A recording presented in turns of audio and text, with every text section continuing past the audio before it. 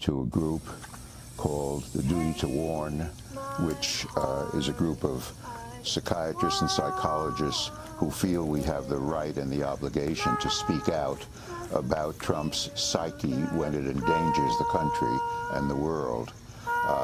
And what we're seeing, you mentioned the potential unraveling of the pact with Iran. There's also the potential unraveling of Donald Trump, which seems to be occurring. It's hard to read him because his behavior, as I understand it, is completely solipsistic. He sees the world through his own sense of self, what he needs and what he feels, and he couldn't be more erratic or scattered or dangerous. So the exchange with North Korea has to be terrifying to all of us.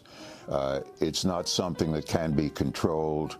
You have two leaders who are bent on hyperbole and intense threat to the other and have their own motivations, each of which is hard for us to read.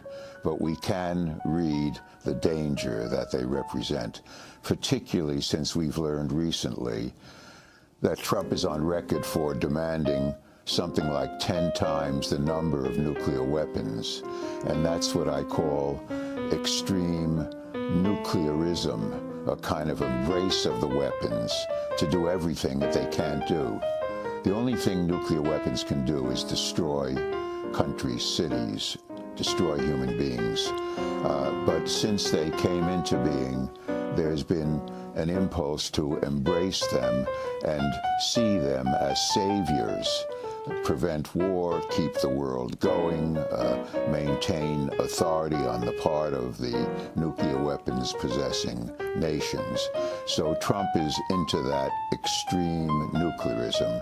And at the same time, as you mentioned, with the other apocalyptic twin, the terrible and very real threat of climate change, global warming, he and his followers are blocking every reasonable effect that was put forward at Paris in 2015, and through which the world seeks to confront what may be the gravest danger it's ever faced.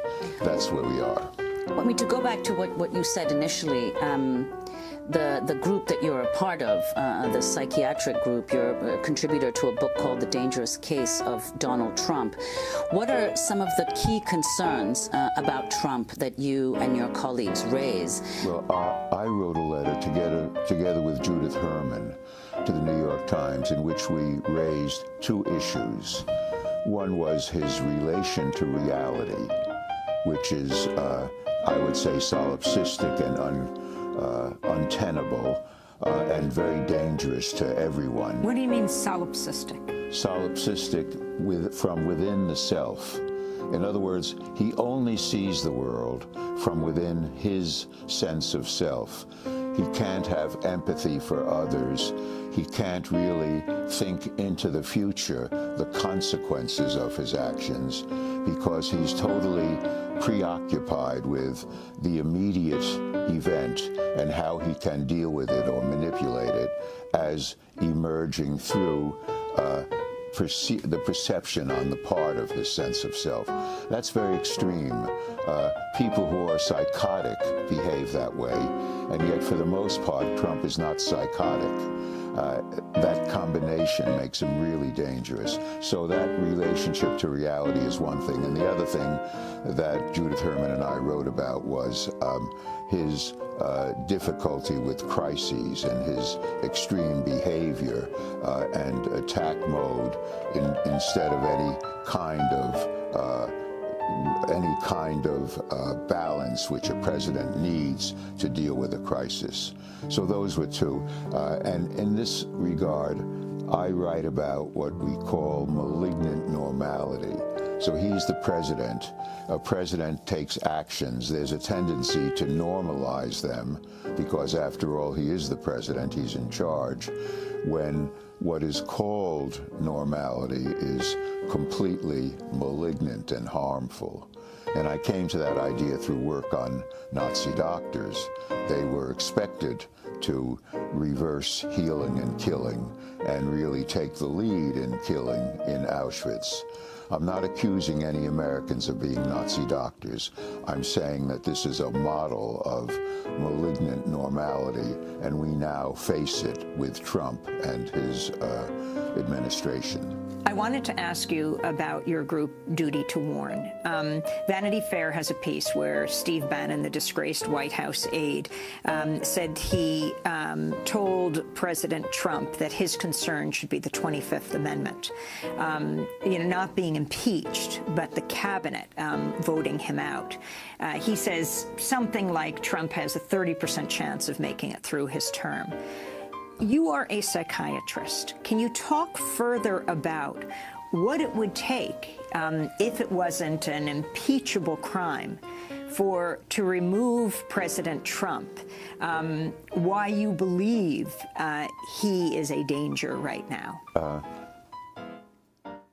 It's unclear whether or how Trump will be removed from or resigned from the presidency before the completion of his term. One doesn't know that. It will probably, in my judgment, be a political rather than a psychological act. I mean, one could take the 25th Amendment, and his cabinet and vice president could attest to his unfitness for being president. But the cabinet are his appointees. Yeah, it doesn't seem very likely, does it? But rather, what's happening now is that there's a dialogue between this psychiatric group and Congress people in which we are bringing information about Trump's unfitness, which becomes part of the political dialogue. It will probably Are you talking to Congress members? Yes, yes. People from this group are talking to Congress people. And it will probably be a political decision that removes Trump, and that means an election process and the issue of whether you get a Democratic House or Senate and other political issues that will become very important. But this is now part of the dialogue. Everybody knew that Trump was bizarre, strange, was unreliable, unfit to be president. It's been known by the hypocritical Republicans for a very long time. But putting it forward by psychologists and psychiatrists gives it a certain greater authority and becomes part of that dialogue and recognition. That's the way that I see it, rather than a clear-cut removal through the 25th Amendment. Though one doesn't know, because there's more and more evidence about Trump's campaign's collusion in Russia and potentially about obstruction of justice, and all these could play a part. He could attempt to fire Mueller, as he's threatened to do, and that could bring about a constitutional crisis. So we don't know. We can't predict what process will occur. The psychological now is in dialogue with the political on the president, any president, but especially Trump, on his capacity to initiate a nuclear war. Any restriction on that is profoundly desirable. It's a strange world, to say the least, when the generals are there to restrain the civilian. The generals aren't, on the whole, known for their military restraint. There are exceptions. With the Vietnam War, as you know, it was initiated by civilians, the best and the brightest, as it was called. The military was at first a little reluctant, then entered it and became corrupted by it, and created what I came to call atrocity-producing situations.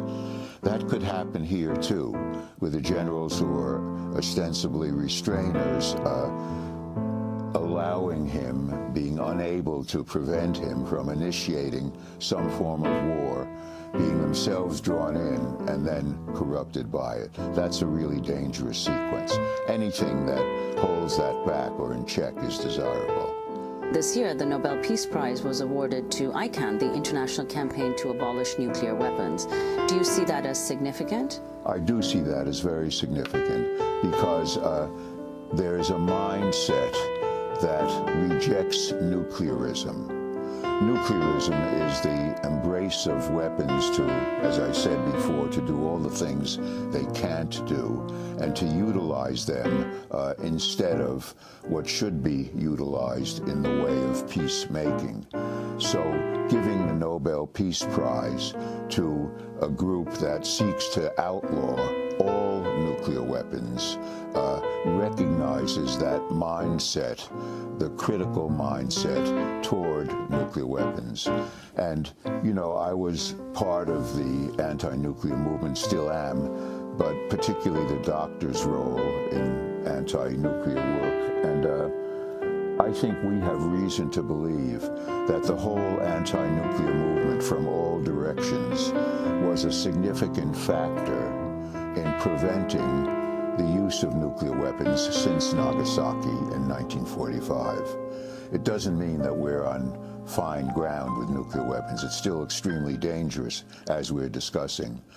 But the prevention of their use was certainly influenced by anti-nuclear movements and a rejection of nuclearism. Have a special form of witness. And many of them, including particularly Hiroshima survivors, as you know, so-called hibakusha, have traveled around the world and told their stories. And that does us a service, and it does them a service as well, because it gives meaning to an otherwise intolerable kind of experience.